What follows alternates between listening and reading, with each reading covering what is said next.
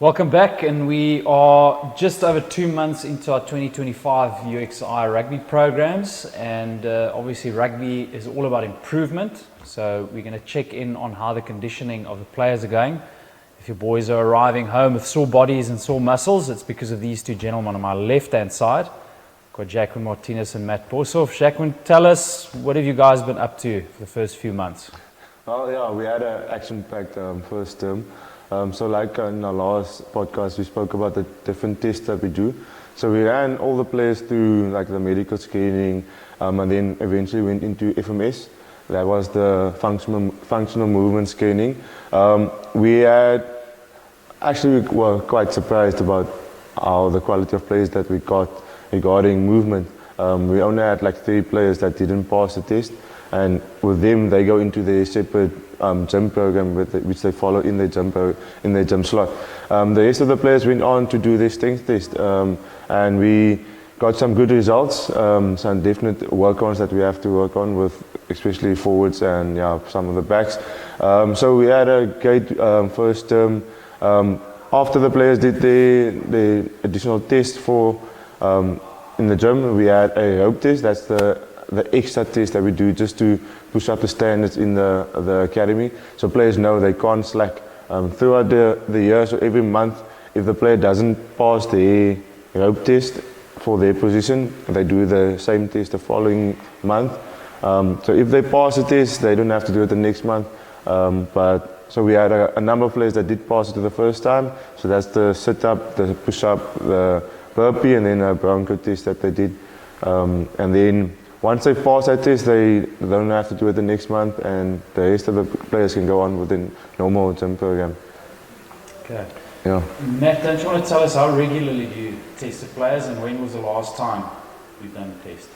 So, as the players came in, we did a baseline testing with all the players across the country, and term 1 is basically just with regards to their baseline testing, just to get an idea of where they are when they join us.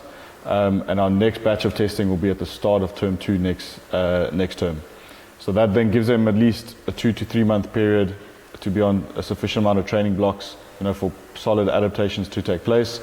So you often find that from baseline to when they join to that second block of retesting, there's often quite a significant improvement, whether we look at strength, conditioning, etc. So typically that's now in the beginning of the year, but then after that it's at the end of every term. So then we'll go end of term 2, term 3, etc.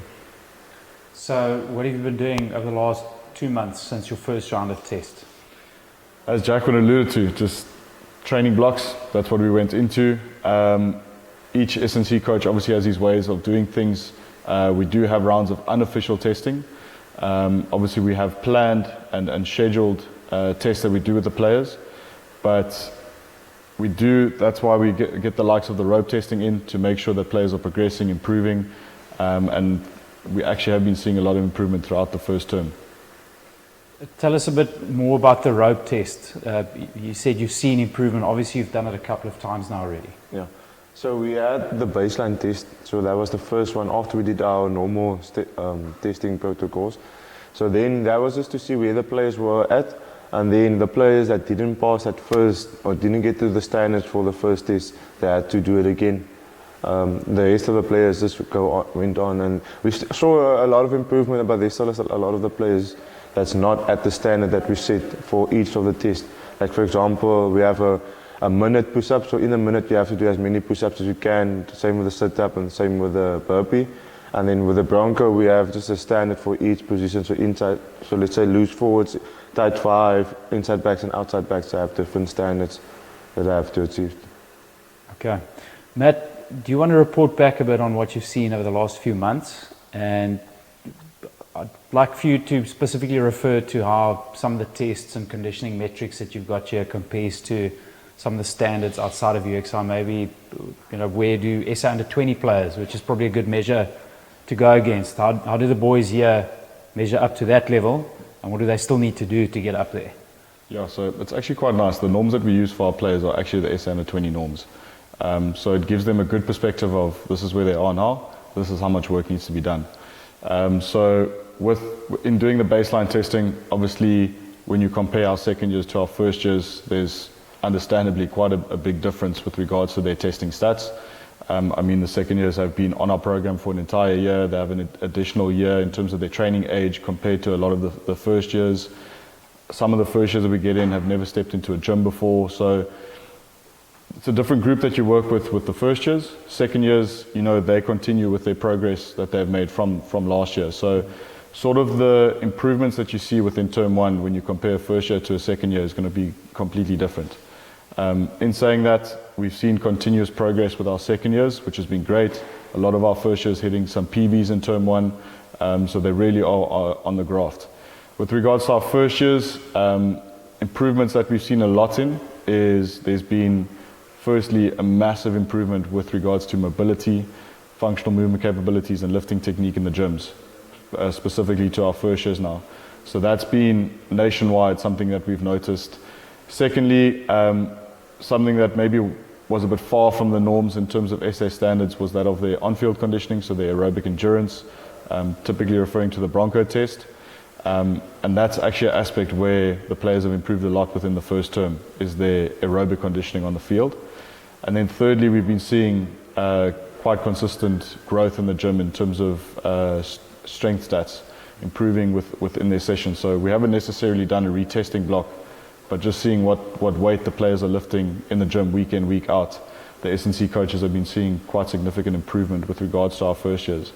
And even in saying that, you know, a small group of players that we get that have never stepped into a gym, we've been quite fortunate this year to have quite a few first years come into the program that are actually at the norms already with regards to the SA under 20 standards. So, I mean, we got the likes of backline players already lifting, you know, 1.3 times their body weight in terms of bench press, even 2 times their body weight in terms of their squat, which is phenomenal.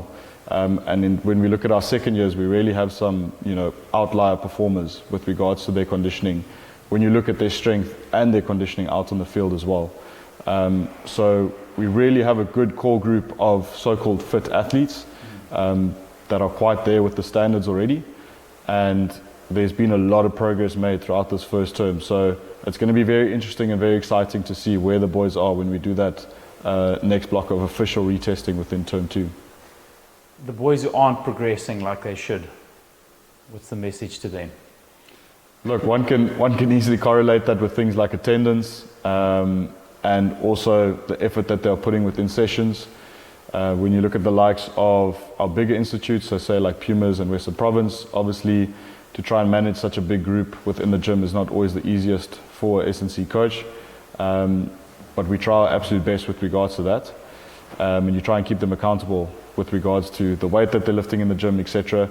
Obviously it's a lot easier on the field. We've got more eyes with the on-field coaches being there as well, so that's why we've seen quite a good improvement with regards to our on-field conditioning, but the strength in terms of progressions and adaptations is definitely there. It's getting there. It's just a matter of getting the tail closer to the head. And just adding to what Matt just said. So we have one-on-one sessions with all the players. So Matt does by Western Province, he does the forwards and I'll do the backline players. So then we'll go through his testing results and then compare where he is to the under 20 norms and then where he is now. And then we set goals throughout the year. So if he's far from his goal, we set goals for each term that he needs to work towards to get closer to that norms for his position. And then when he reaches that norms, he goes into a different phase of his development. Then he gets more challenged, like with more power exercises and more explosive exercises. Okay. Yeah. Any final words that you want to share with regarding to the conditioning program?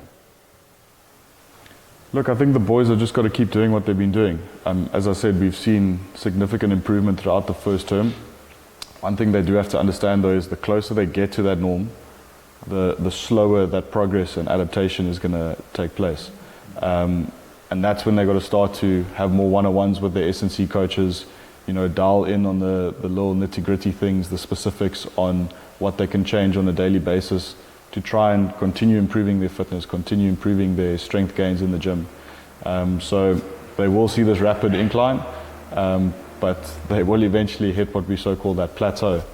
And that's where you got to start to change things up. But if they stick to the program that we are offering from the S&C department, there's no doubt that if they are putting the effort in as the player, that they will definitely get to their norms someday. down the line. Great. Gents, thanks very much. That's it. If you want to ask any questions, you're welcome to pass it through to the conditioning department. The best is to speak to your son to get the best questions out of them. Until next time, we'll see you on the next episode of the UXI podcast.